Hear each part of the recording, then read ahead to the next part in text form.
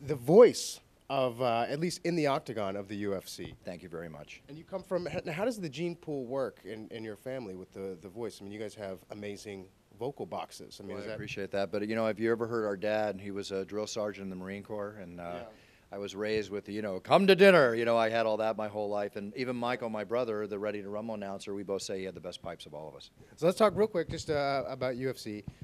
You're obviously a big fan. You have to be. Huge. And Huge. you know, how did you? All right, I guess just talk about your fandom a little bit. And Well, I've been in martial arts since I was 12 when I started training in judo. I've got a couple. oh, so you're trained. Oh, yeah, yeah, yeah. I've got a couple black belts, and I also, yep, and I also fought. Yep. I didn't fight as a pro, but I kickboxed. I studied Muay Thai. I've knocked people out. I've been knocked out. I mean, I know what it's like to fight. I've had a lot What of. is that like getting knocked out? I've never been knocked out. It doesn't Well, hurt. yeah. Okay. That's all I can tell you. It's like you wake up and, hey, what happened? You got knocked out. Okay, great. How does it feel when you knock somebody else out, though? Like, do you know the moment you do it? I mean, Yeah, I mean, you're in the moment. Your adrenaline's running. I mean, it's exciting.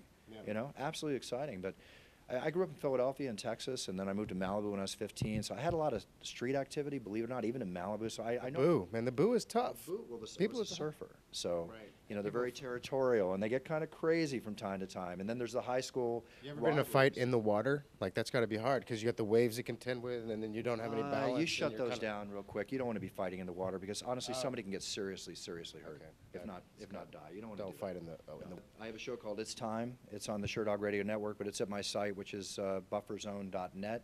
And it's kind of like a lifestyle. It is a lifestyle show, and we talk UFC and a lot of sex, drugs, and rock and roll, and we just have a great time. People call me for relationship advice, job advice. Really? Oh, yeah. I have great guests on. I've had, I'm a semi-professional poker player, so I've had like the Phil Hellmuth and the Daniel Negreanu, and then I've had Cheech from Cheech and Chong or AJ Benza. I have a ton of UFC fighters They coming got on. a new movie coming out, Cheech and Chong. Yeah, I know they do. Yeah, I was going to interview them too. they're pretty wild. They're funny.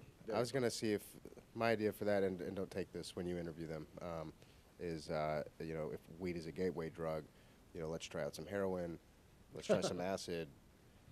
Well, I grew up in the 70s and the 80s. I grew up during the sex revolution, the sex and rock and roll revolution. So it's not like I'm, aversion to all of those things, except for heroin. I would never go near there. Yeah, it's. I have my tastes in my 20s. I know what I like and I know what I don't like. And right now, I just like a good glass of champagne, and I'm a happy guy. Very nice. Celebrator, no less. Ladies and gentlemen, Bruce Buffer, pleasure. Thank Pleasure you so to you. much. Thank you. National Lampoon. I like it. Yeah, it's an honor.